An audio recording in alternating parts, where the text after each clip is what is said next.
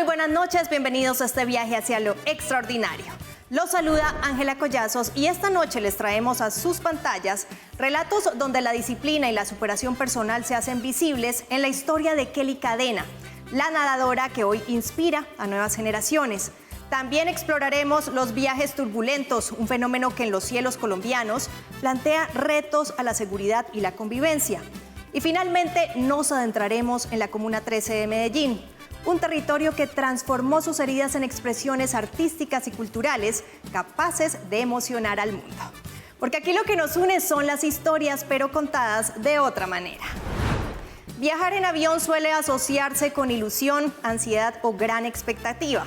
Pero en Colombia esas emociones también se han visto opacadas por un fenómeno cada vez más visible y que suele convertirse en noticia nacional: los pasajeros disruptivos. Desde agresiones físicas y verbales en salas de abordaje hasta episodios de pánico en pleno vuelo con amenazas a otros pasajeros. Casos que han encendido las alarmas sobre la seguridad aérea del país. Analizamos este panorama y averiguamos los protocolos que las autoridades tienen para contener a un pasajero violento y proteger a la tripulación y a los viajeros. Además, Kelly Cadena nada con la misma fuerza con la que ha enfrentado su vida. Desde los 4 años se desplaza como pez en el agua en las piscinas olímpicas del país, heredera de una familia de deportistas. Su carrera la llevó a dirigir la selección Santander de natación, rompiendo barreras al demostrar que las mujeres también pueden liderar y alcanzar grandes resultados. Hoy, mientras entrena niños, niñas y jóvenes en el equipo Poseidón, se alista para representar a Colombia en el Mundial de Oceanman en Dubái. Un relato de esfuerzo, lucha y victorias que alguien que aún en medio de adversidades que cortan la respiración, nunca se dejó hundir y ahora inspira con un mensaje de esperanza dentro y fuera del agua. Y también la Comuna 13 de Medellín, que fue escenario de una guerra urbana, ha logrado un proceso de resurgimiento impulsado por la comunidad y respaldado por proyectos sociales y culturales que transformaron su identidad. Las escaleras eléctricas, los espacios de encuentro y la recuperación del tejido social marcaron un antes y un después, convirtiendo a la comuna en un referente de cambio urbano y humano. Hoy, donde antes imperaba el miedo, llegan más de 450,000 visitantes al año para recorrer sus calles adornadas con grafitis, música, baile y gastronomía, y también a escuchar de sus propios habitantes los relatos de superación. Hoy conoceremos cuál es la magia que atrae a tantas personas en esta zona de Medellín.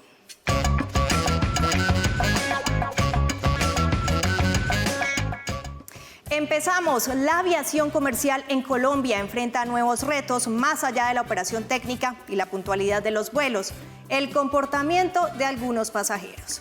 En los últimos años, las aerolíneas y las autoridades han tenido que atender un número creciente de incidentes en los que los viajeros se convierten en una amenaza para la convivencia y la seguridad de algo tan delicado como volar. Desde discusiones que escalan en las salas de espera hasta altercados violentos dentro de la cabina. Estas situaciones revelan vacíos en la cultura ciudadana y nos hacen preguntar cuáles son los protocolos de respuesta a estos comportamientos. Más allá de los titulares, el fenómeno de los pasajeros disruptivos abre un debate sobre la protección de la tripulación, la confianza de los usuarios y la capacidad del sistema aéreo para prevenir que un hecho aislado termine en una crisis de seguridad. Nuestra periodista Daliana Arias nos enseña el panorama de cuando los viajes se vuelven turbulentos. Indignación y angustia causó este pasajero extranjero que, frustrado por no abordar su vuelo en Bogotá, logró burlar la seguridad y golpear la aeronave que tenía como destino la ciudad de Cartagena. Un hecho que se suma a la lista de episodios que ponen a prueba la convivencia en los aeropuertos y aviones del país. Escenas que parecen sacadas de una película, pero que ocurren en Colombia.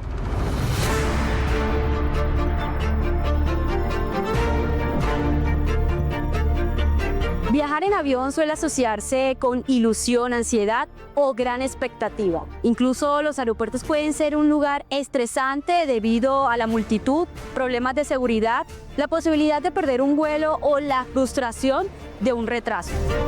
¿Pero qué lleva a un viaje que debería ser ilusión a convertirse en una experiencia de indignación, violencia o frustración? Recientemente se popularizó un video en el aeropuerto El Dorado de Bogotá, donde un hombre atacó a una mujer porque se negó a cederle una silla. La víctima fue identificada como Claudia Segura, es abogada y defensora de derechos humanos. El agresor no solo le tumbó el celular, también la abofeteó frente a decenas de pasajeros. Ella en estos momentos ya se encuentra saliendo de todas las valoraciones médicas a las que pues tuvo que someterse con ocasión de la situación que se dio el 27 de julio en la noche en el Aeropuerto Internacional El Dorado. Ya digamos que ha tenido valoración por medicina general, también por el tema del oído, donde recibió el golpe, aunque uno no lo cree. También ha tenido acompañamiento por psicología a nivel de EPS y a nivel pues personal, digamos, individual. Claudia se encontraba sola en el aeropuerto y para alguien que dedica su vida a defender a otras mujeres, vivir en carne propia la violencia que denuncia a diario tiene mucho más impacto. Parte del llamado que nosotros hicimos a través de los medios de comunicación y de las redes sociales, ¿por qué no crear la exposición de ella en un video que dio vueltas por muchas partes en el país y fuera del país? Pues fue una situación y sigue siendo muy difícil para ella a nivel psicológico. No obstante, parte de la iniciativa de ella de salir en medios, de pronunciarse, pues a través de esta representación es llamar la atención sobre la falta de aplicación de los protocolos que existen a nivel de política pública y a nivel de legislación en todo lo que tiene que ver con violencia basadas en género. Tenemos una política robusta en materia de protección de género, pero la política pues no se aplica en la realidad.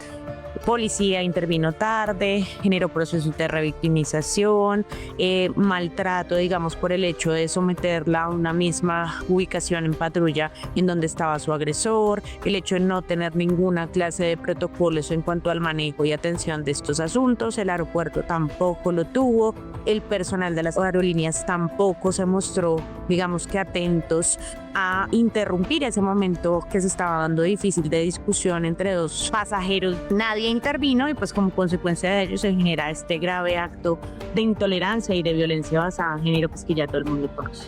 De acuerdo con la representante legal de la víctima, el agresor, que ya fue denunciado penalmente, nunca se disculpó. Sin embargo, recientemente le envió un correo a Claudia Segura manifestando su intención de llegar a un acuerdo conciliatorio, propuesta que hoy está en análisis. Es una situación que estamos analizando en estos momentos, máxime cuando, y se lo hicimos saber también a él a través de su abogado, pues más que la reparación económica de los daños y de los gastos que se han generado por ocasión de la situación, pues Claudia está muy interesada en que este tipo de comportamientos no vuelvan a generarse, que sean ejemplificantes para las demás personas que quieran ser violentas en estos ámbitos públicos, privados, sociales, etcétera. Y pues parte de la reparación que se espera es una reparación simbólica encaminada pues a que este tipo de circunstancias no vuelvan a presentarse. Estamos en estos momentos pues pensando en esas distintas vías de reparación distintas a la económica, porque consideramos que es muy importante que este tipo de situaciones pues hagan un llamado a la sociedad en general. Y no solo en tierra ocurren estas escenas. En pleno vuelo Bucaramanga-Bogotá, un joven de 21 años sufrió un ataque de pánico y comenzó a caminar por el pasillo del avión mientras hacía comentarios que causaron preocupación entre los demás pasajeros.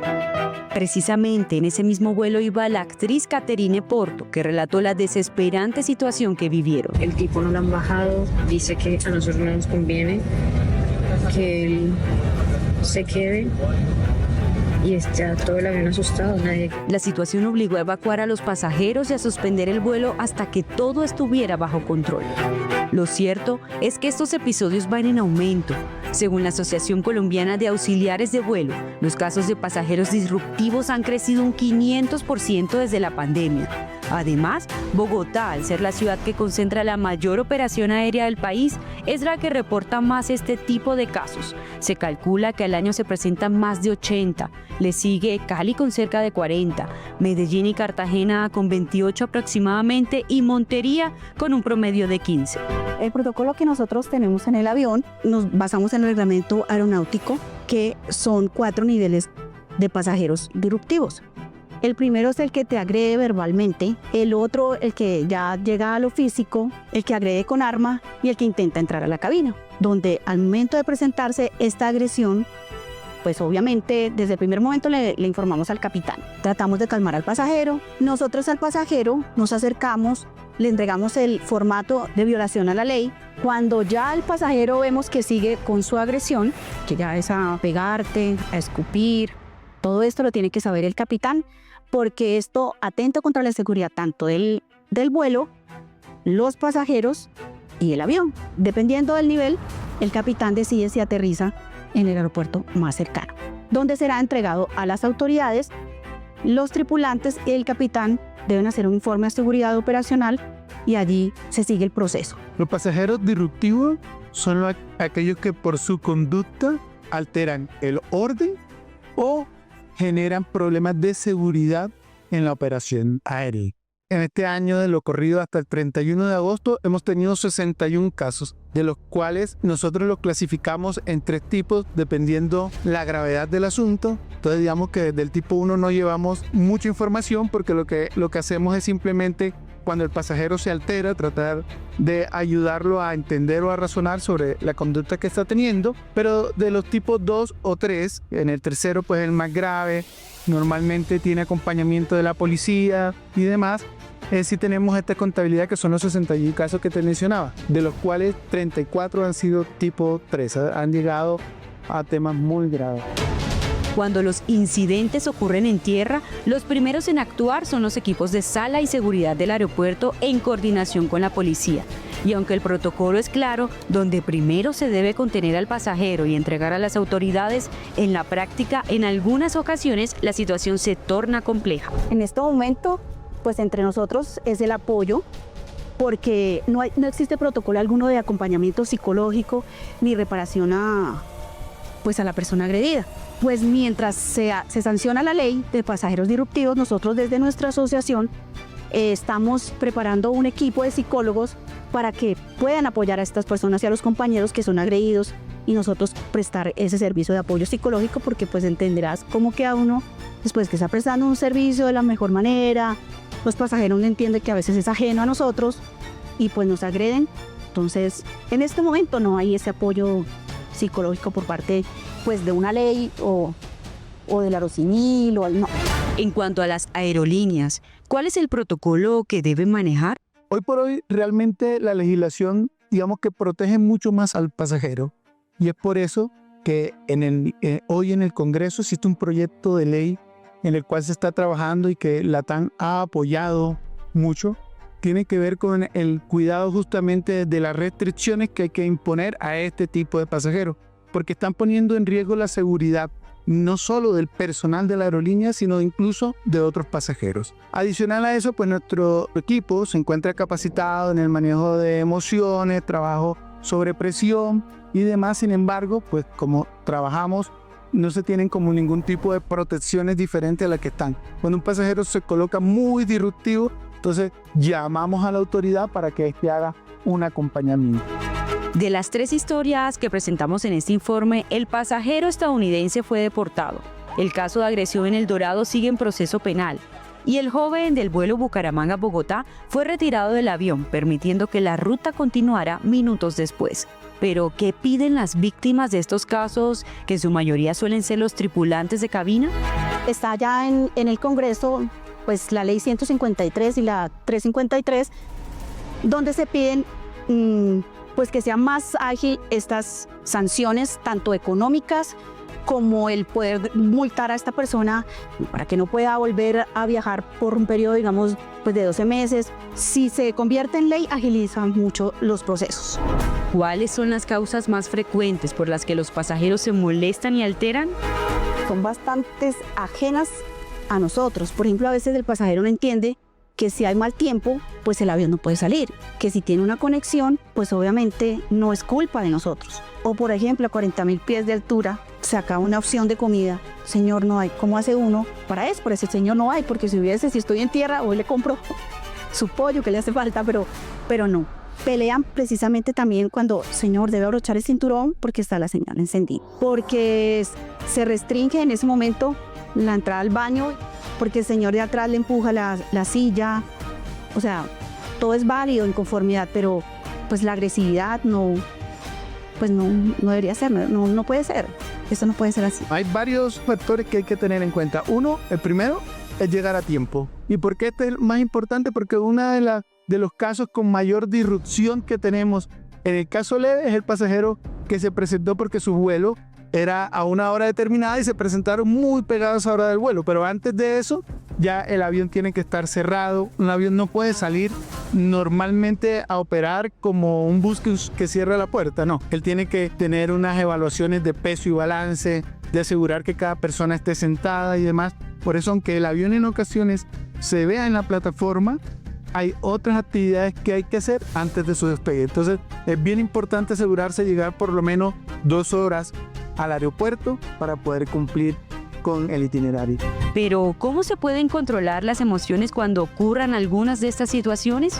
Viajar se vuelve muy emocionante, pero también conlleva a una fuente de estrés cuando se presentan retrasos, sobreventa de vuelos o cobros inesperados. Es normal sentir este estrés en estas situaciones porque el cuerpo está interpretando el imprevisto como una amenaza, aumentando la tensión muscular, la respiración se acelera y podemos reaccionar con enojo o frustración.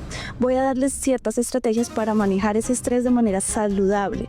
Les recomiendo, número 1, respiración consciente. Este estrés de manera saludable la pueden convertir en inhalar y exhalar profundamente 3 veces. Ayuda a que tu cuerpo se regule y baja la tensión. Con la respiración ustedes están diciendo o le están diciendo a tu cuerpo, calma, todo va a estar bien. 2, identifica lo que sí puedes controlar. Aunque no decidas el horario del vuelo, a qué horas van a pasar a recogerte o el tiempo en el que tienes que salir a abordar, puedes decidir cómo ocupar el tiempo de espera. 3, distracción positiva. Leer, caminar o escuchar música reduce toda esa tensión acumulada por todo el imprevisto. 4, hay un autodiálogo calmante. Frases como esto es temporal, puedo resolverlo con calma, ayudan a bajar la intensidad del estrés. Recordemos que el estrés en los viajes a veces es inevitable. Recrear esos momentos, pero tenemos que aprender a regularlo. De esta manera vamos a encontrar soluciones mucho más rápidas y mucho más positivas. Un asiento o un vuelo puede ser el inicio de un viaje soñado o de una pesadilla colectiva. Mientras las cifras de pasajeros disruptivos crecen en Colombia, la seguridad y la convivencia en los cielos se convierte en todo un desafío, porque detrás de cada vuelo no solo está el destino, sino también la responsabilidad de volar seguros. La persona tiene que tratar de viajar lo más informado posible, porque ahí sabrá la condición de su tiquete, qué cubre o qué no cubre. Sabrá también el horario en el que debe presentarse, con cuánto tiempo de antelación debe estar en el aeropuerto y demás. Segundo punto que debe entender es que en ocasiones puede que una aerolínea tenga inconvenientes, ya sea por motivos propios, ejemplo, un avión se dañe, o también puede ser por motivos ajenos. Entonces, cuando son motivos ajenos, por ejemplo, el tema del clima, una tormenta, los aviones no pueden salir. Ahí es bien importante que los pasajeros entiendan que cuando estos motivos son ajenos a la aerolínea, la ley no genera compensación para ellos, porque al final es un caso fortuito. Y ahí es también importante que ellos sepan que la aerolínea tiene protocolos para dar toda la información necesaria. Cuando es por caso de la aerolínea como tal, también tenemos todo lo que tiene que ver con reacomodación, servicios básicos, poderlos colocar en el próximo vuelo para que ellos puedan volar y demás. Pero incluso si aún no quedan satisfechos con esto, también existen autoridades dentro del aeropuerto. Se encuentra la superintendencia, se encuentra la aeronáutica civil, que pueden acudir como medio de ayuda en caso de que la información que ellos crean o tienen sientan que han sido vulnerados.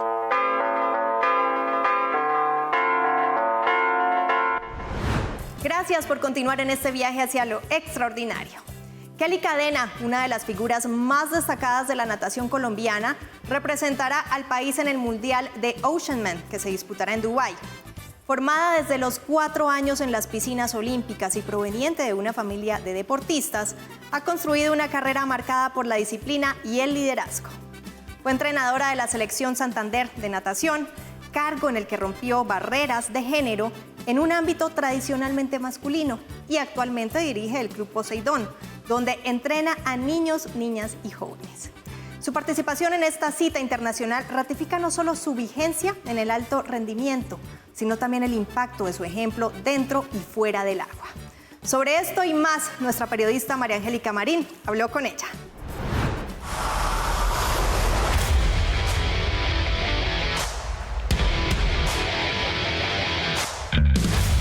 Esta es la historia de una mujer que se juega el todo por el todo cada día, que usa las adversidades a su favor y las hace parte de su entrenamiento, convirtiendo las derrotas en medallas. Su nombre es Kelly Cadena. Yo digo que la piscina es mía, que este lugar es mío, porque yo estoy aquí desde los 4 años. Pero en el transcurso del tiempo permanecí más o menos hasta los 19 años en la natación y después decidí retirarme un tiempo de la natación, pero no del deporte.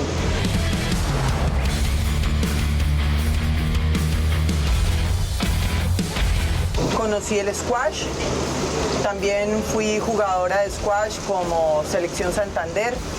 Después conocí el triatlón, también estuve como selección de triatlón y realmente es que me hacía mucha falta el agua.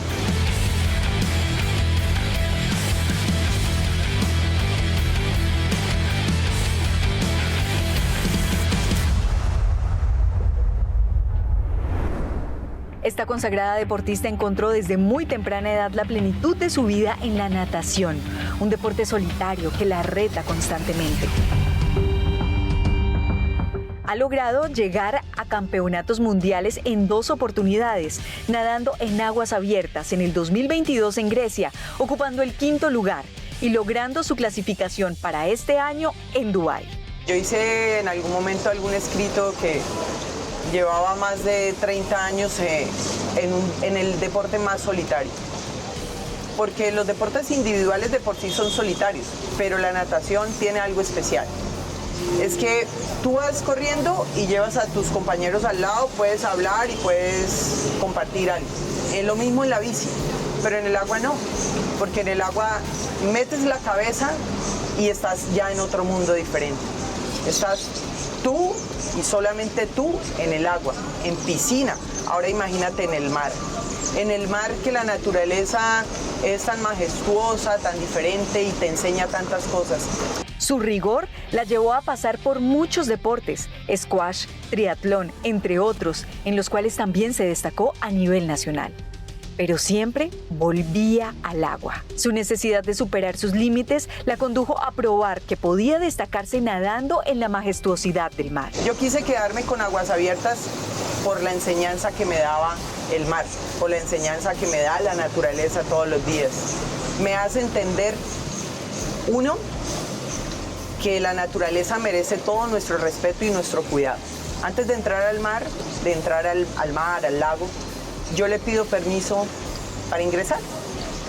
Le pido permiso para entrar a nadar, no lo voy a dañar, vengo a disfrutar, porque tú no sabes la noche anterior, el día anterior, qué sucedió, cómo va a amanecer el mar, las corrientes internas que hay.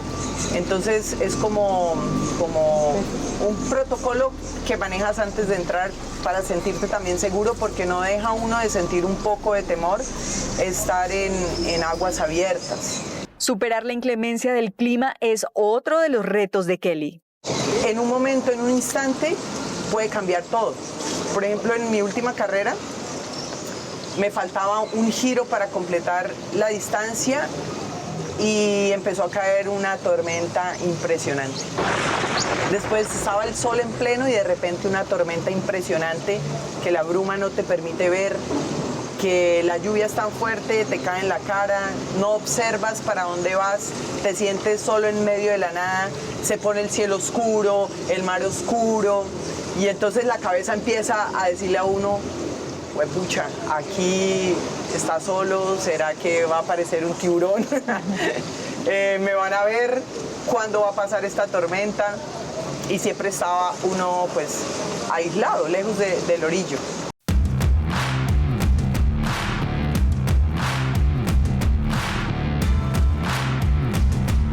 Se trata de una de las competencias más exigentes del mundo en San Andrés, llamada Oceanman.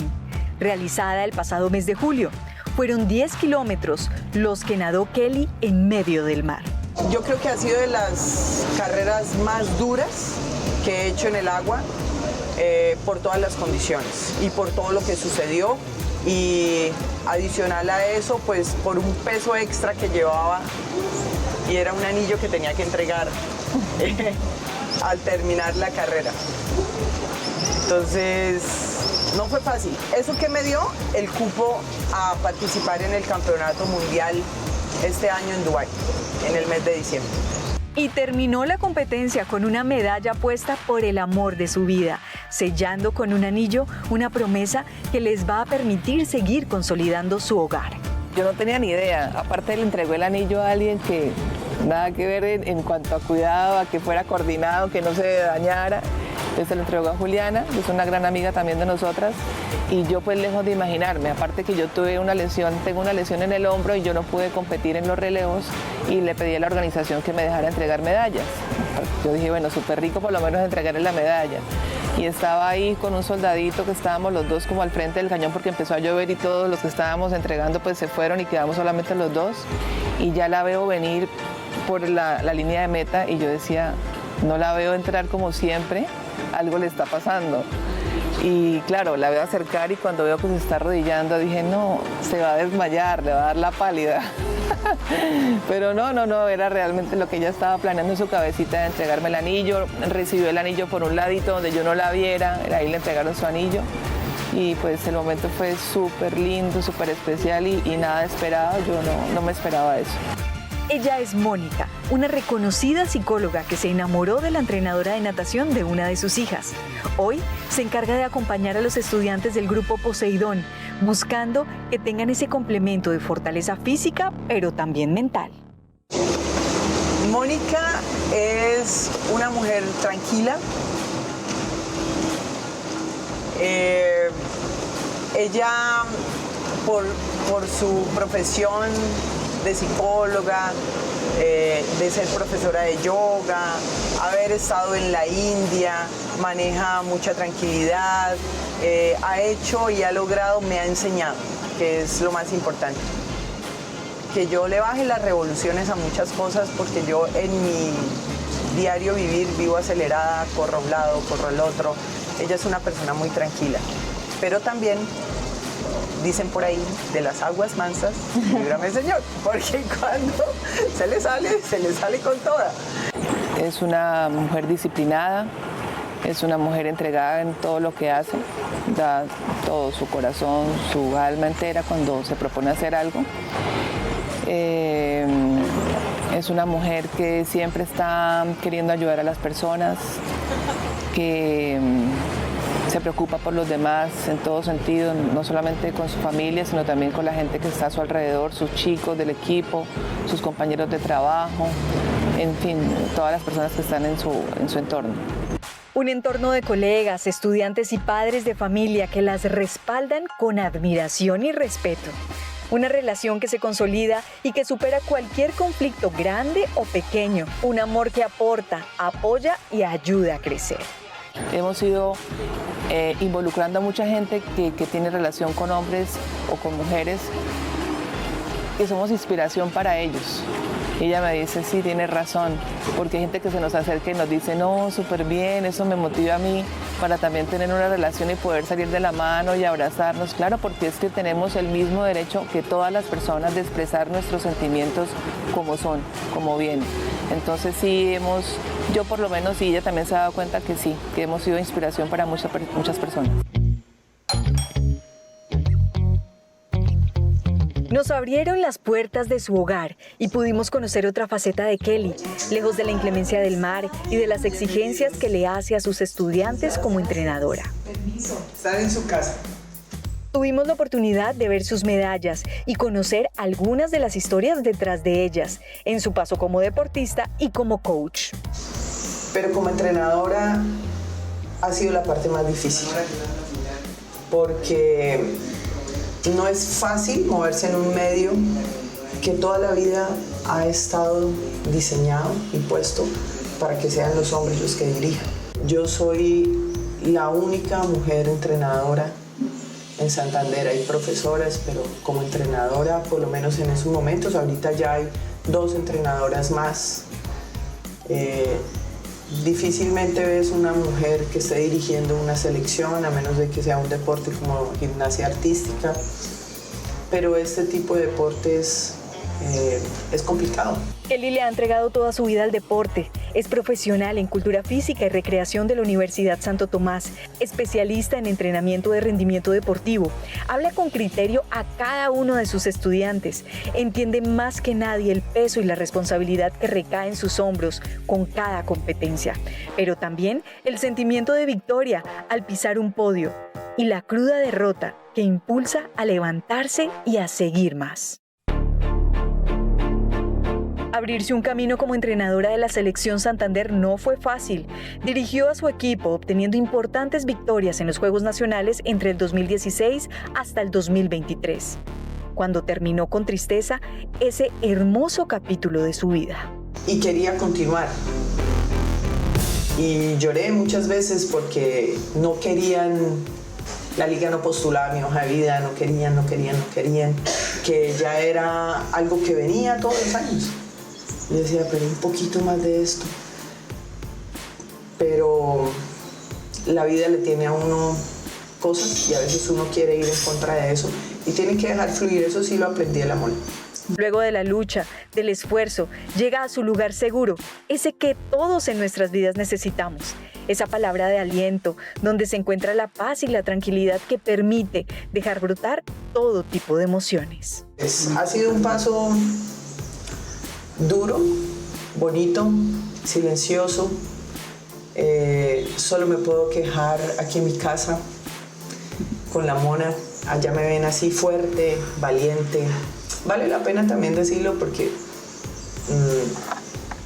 también tengo sentimientos, también me cuesta. Duele el desprecio. Así es Kelly Cadena, una mujer real, honesta, a veces estricta y algo ruda, para abrirse camino en medio de quienes pretenden ignorar su capacidad en su faceta como deportista y como entrenadora. Su carácter y temple la ha llevado a obtener los resultados que hoy tiene su equipo Poseidón, y estos logros hablan por sí solos.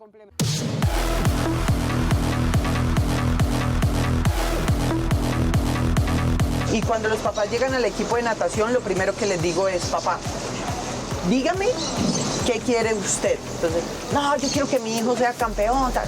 Está bien, está muy bien. Pero aquí en este equipo, primero, queremos ayudar a construir personitas que nos queden para el futuro, porque el deporte tiene una fecha límite, tiene una edad cada deporte. Y va a llegar un punto en el que ya no haces la competencia de alto rendimiento, ya lo haces por pasión, como lo hago yo. Yo ya lo hago porque esto me apasiona, pues yo ya no puedo vivir sin esto. Para mí esto es un vicio y ese es el vicio que yo quiero que ellos tengan por el resto de sus días. El día de mañana me pueden decir, Kelly, no, es que yo ya no quiero nadar, pero ahora estoy haciendo cualquier otro deporte y está bien. Y como en la vida misma, hay tiempo para la concentración y hay tiempo para relajarse y divertirse. En la hora del entrenamiento soy como la persona estricta, pero fuera del entrenamiento pues hago chistes con ellos. Es más, tenemos una tradición en el equipo y es que el que cumple años, ese día lo botamos a la piscina con todo y ropa, incluida la entrenadora. Entonces ellos esperan el día en que puedan a su entrenadora echarla con todo y ropa a la piscina.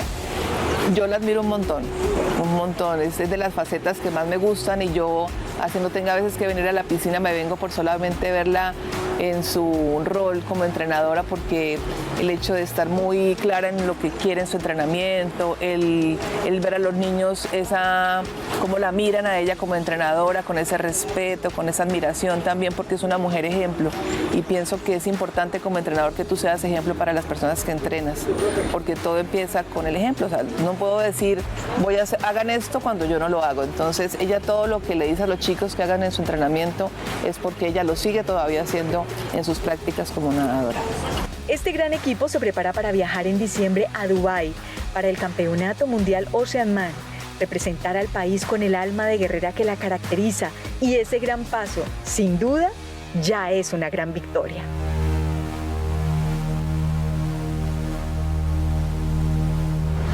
Gracias por continuar embarcados en este viaje hacia lo extraordinario. La Comuna 13 en Medellín se presenta ante el país y el mundo como un territorio de reconciliación y esperanza, que demuestra que de las heridas más profundas pueden surgir expresiones poderosas de arte, turismo comunitario y convivencia. Luego de vivir un pasado doloroso, el barrio se reinventó y hoy es un lugar turístico casi que obligatorio para cualquier visitante de la capital de Antioquia. Hoy, de la mano de nuestro periodista Santiago Noreña, recorremos sus calles, subimos por sus escaleras eléctricas y descubrimos cuál es la transformación que ha vivido este territorio.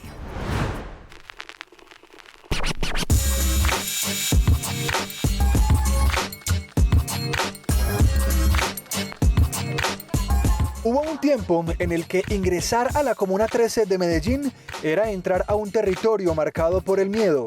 La violencia, la desigualdad y la guerra urbana se tomaron sus calles. 2 décadas después, ese mismo lugar recibe cada día a miles de turistas del mundo. Como un territorio estigmatizado se convirtió en uno de los escenarios más visitados de la ciudad. Guys, are you ready?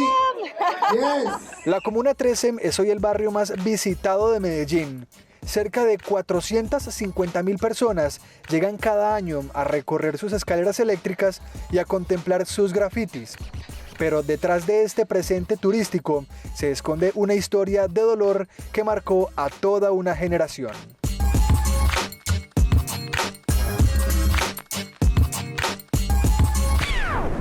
Muchachos, ¿cómo estamos? ¿Bien o no? Este día en la Comuna 13. Vamos por acá, les muestro el grafitur.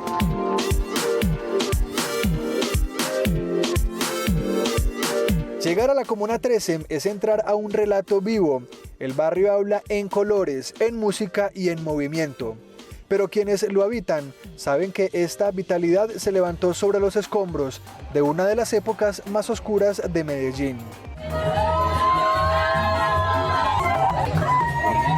Juan Diego Arango es un muchacho que sobrepasa los 30 años y al que la Comuna 13 vio nacer y crecer.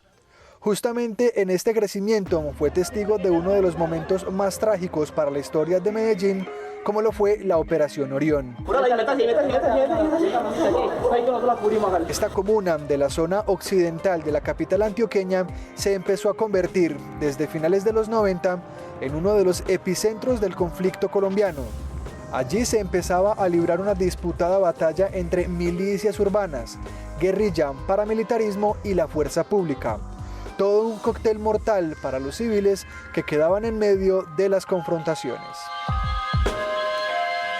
Llevo ya toda la 33 años acá y me tocó ver todo lo que fue la invasión de las guerrillas. Tenían toda la zona invadida, hasta un límite que la policía no pasaba porque el territorio era de ellos. Le ofrecemos el dolor y el sufrimiento de tantas víctimas. Ellos se aprovechan de la gente de acá vulnerable.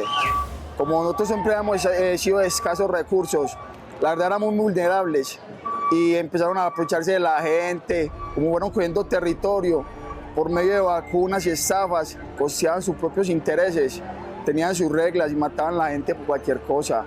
También reclutaban a la gente, a jóvenes, si tú no te metías te mataban. Yo tuve la ocasión de matar a un familiares por ese mismo motivo, por no meterse a las filas. Te mataban, no te hacían ir del barrio en unos tiempos escasos recursos. Como no se iba a la policía, las leyes eran ellos.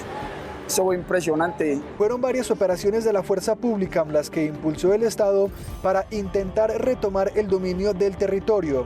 Pero fue finalmente la denominada Operación Orión, entre el 16 y el 17 de octubre de 2002, en donde se logró obtener el control por parte de las autoridades. Sin embargo, este operativo, según se ha documentado, sobrepasó los límites de la fuerza, pues no solo atacaron y contrarrestaron a los diferentes grupos criminales, sino que muchos civiles fueron violentados. Yo la vi con mi madre bajo la cama.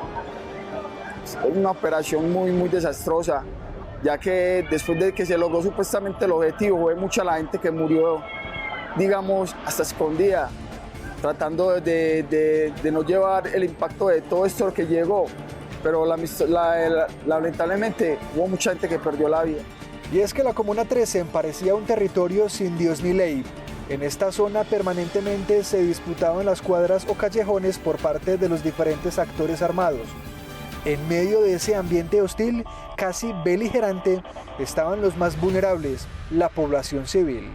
La verdad, lo que se vivía en la comuna a diario era lo que era la muerte. Casi todos los días dan balaceras. Si tú estabas en la noche en la calle, ya eso era como poner tu vida en riesgo. Entonces todo el mundo entraba temprano y lógicamente ellos tenían su guardia, tenían sus trincheras, todo estaba muy, digamos, prediseñado a lo que ellos querían hacer en la comuna.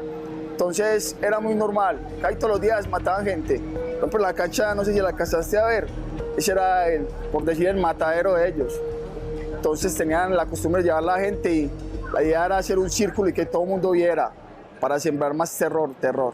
Superada la cuestionada operación militar y tras varios procesos de intervención social por parte de la administración de la ciudad, la Comuna 13, paso a paso, empezó a cambiar su cara. Uno de los impulsos para el desarrollo y la transformación fueron las famosas escaleras eléctricas. Una política pública diseñada para facilitar la movilidad cotidiana de sus habitantes que diariamente subían y bajaban las empinadas calles. Lo más bacano de las escaleras es que mucha gente dice, son turísticas de las 10. Las escaleras no fueron para ser turísticas. Eso fue lo último. Yo como habitante de verdad que se los digo. Era para el beneficio del barrio y empezó la gente a venir. Como ustedes saben, las comunas de Medellín y casi en toda la ciudad, las comunas muestran mucha arte callejera. Lo que ustedes saben que antes era muy mal vista, lo que es el breakdance, el freestyle. Por debajean a la gente y no le dan la oportunidad de ser escuchados. Aquí la gente empezó a venir y empezamos a mostrar esa faceta de que un artista viene de todos lados, lo que necesita la oportunidad. Estas escaleras eléctricas se convirtieron en el primer paso de transformación de la Comuna 13, donde antes era imposible subir, hoy el turismo y la movilidad hacen la vida más fácil. El sonido de los pasos en las escaleras eléctricas, el ritmo de la música callejera y los colores de los murales cuentan hoy una historia distinta. Una historia que antes se escribía con fusiles, ahora se dibuja con aerosoles. El color de los murales, el sonido del rap y la fuerza del baile cuentan hoy otra historia. Una que se sobrepone al eco de las balas y al silencio obligado de un pasado reciente. La Comuna 13 se convirtió en un museo a cielo abierto, donde la memoria y la esperanza se mezclan en cada esquina. Muchos de los jóvenes que hoy cuentan su historia ven en ese visitado sitio turístico la oportunidad para rebuscarse la vida a través de recorridos, garantizando el sustento de un poco más de centenar de jóvenes, como también es el caso de Ever Flores. Normalmente yo me dedicaba anteriormente a hacer domicilios. Hoy en día esto es algo supremamente increíble, porque con eso he logrado muchos proyectos de mi vida, en eso seguir estudiando, es algo positivo. Anteriormente no se podía hacer esos temas por los temas conflictivos que había. Hoy en día tener algo tan abierto y más de la confianza de la gente que viene de nuestro país y de muchos países, para nosotros es un orgullo. Me he desprendido de lo que hoy en día se ve en nuestra comuna, es hablar sobre el concepto de lo que anteriormente fuimos nosotros acá en la Comuna 13 de Medellín. Vulgarmente, como se dice, se estigmatiza que la Comuna 13 de Medellín fue una de las más peligrosas. Por ende, hoy en día casi muchas personas no vienen a nuestro barrio. Pero hoy en día nosotros los jóvenes de acá de este sector queremos darle la confianza a todas esas personas de que vengan y conozcan primero nuestro lugar. La Comuna 13 de Medellín es algo maravilloso para muchos que hoy en día todavía no confían. El cambio no llegó de un día para otro. Fue la música, el baile y el graffiti los que abrieron un camino hacia la transformación. Jóvenes artistas convirtieron su dolor en creatividad y en cada mural dejaron un testimonio de resistencia y resiliencia. Hoy los visitantes se mezclan con la vida cotidiana del barrio. Los recorridos turísticos se transformaron en una fuente de ingresos y orgullo comunitario. Lo que antes fue miedo, ahora es curiosidad y asombro de quienes llegan desde distintos rincones del mundo. Para que tengan primicias, para esa gente bacana, es para Red Más Noticias, en la eterna primavera.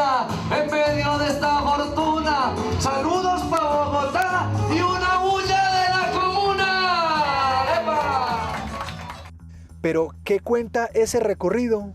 Contar la historia principalmente de la Comuna 13.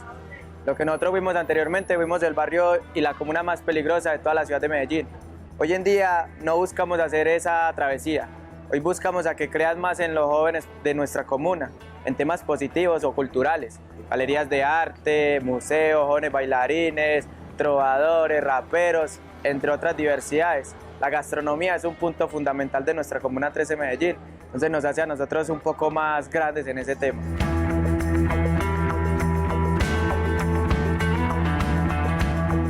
Hoy muchos jóvenes que vivieron la violencia encontraron en el turismo una forma de contar la historia, pero también de ganarse la vida. La transformación de la Comuna 13 es también la transformación de Medellín, una ciudad que se niega a ser definida por la violencia y que apuesta en cada rincón por la vida y la esperanza. La mayoría de los murales significan un pasado. De muchos de los diseños que tenemos acá dan ese pasado de muchos de los jóvenes artistas. Dar a conocer un significado, una historia a través de un diseño gráfico, eso es algo excelente. No es solamente que pintamos el mural o pintamos la casita, no. Para nosotros es una historia basada o plasmada en un muro, no es que solamente me lo pintas y ya. Entonces para nosotros es genial nosotros contar una historia a través de un diseño gráfico que haya pintado. Y la idea es llevar todo esto que hemos vivido a otras ciudades, otros países, que logren transformar lo que es barrios peligrosos como éramos nosotros, transformarlo así mismo, a que sean algo y demuestren lo mejor de la gente y de lo que se vivió. Y por supuesto, el barrio todavía debe lidiar con el estigma y con el fetiche de extranjeros que buscan vivir de cerca las dinámicas sociales de la violencia del pasado. Pero hoy el territorio es totalmente distinto y el sesgo o visión con el que se acercan a este lugar cambia completamente al vivir de cerca esta experiencia. La verdad sí, muchas de las personas vienen con ese chip de pensar que la Comuna 13 Medellín es muy peligrosa. Todavía incluso nos dicen a nosotros, podemos tener las cadenitas, celulares o cámaras y uno con toda la confianza le dice que sí. Hoy en día pues no se demuestra esa violencia. Nuevamente te repito, la confianza se la damos nosotros acá en nuestra comuna o en nuestro sector.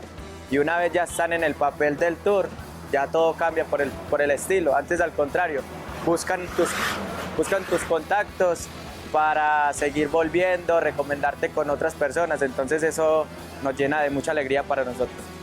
Por la forma en que uno, digamos, trata de hacer el tour, la gente connota con uno mucho. Me ha tocado turistas que me llaman frecuentemente, ¿cómo está tu barrio? ¿Cómo va todo? Y se dan de cuenta, ¿cómo está tu mamá? Porque uno cuenta a la familia, yo muestro mi casa porque la mía queda en el recorrido. Entonces el turista se va muy alegre. Y me ha tocado turistas que, como le digo, se van llorando, mi hermano. Juan Diego, muchas gracias. Después al tiempo vuelven o mandan familiares, amigos. Vos sos Juan Diego. Ahí mismo, mi hermano, y esa es la idea, de que vengas al barrio, al Medellín, y sientas toda esa cultura urbana.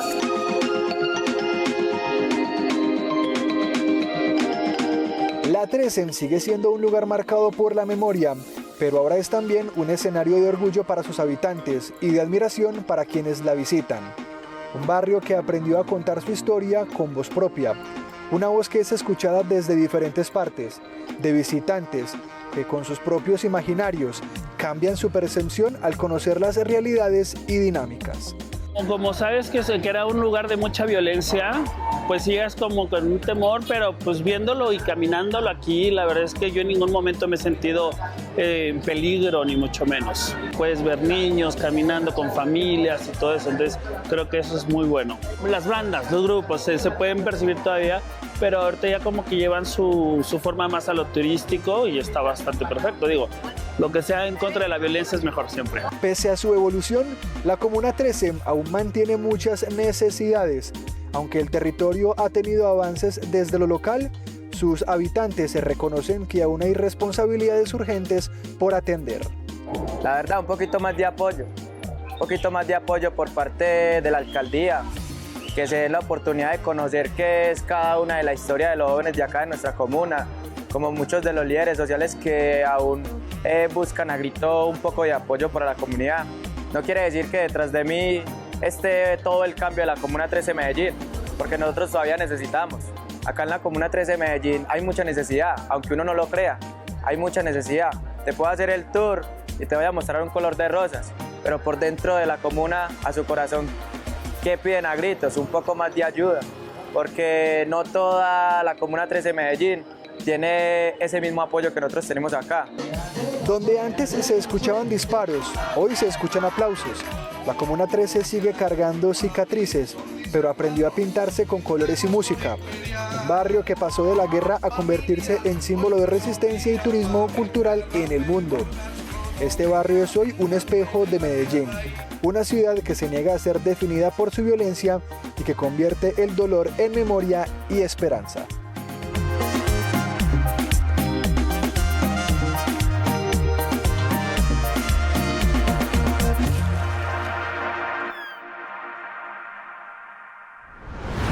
La historia de la Comuna 13 evidencia que incluso los territorios más golpeados por la violencia pueden renacer y convertirse en referentes de memoria, arte y convivencia para el mundo.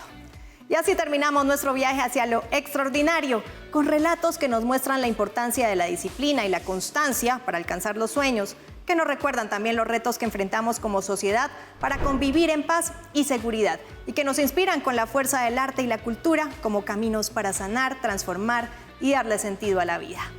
Porque aquí lo que nos une son las historias, pero contadas de otra manera. Hasta pronto.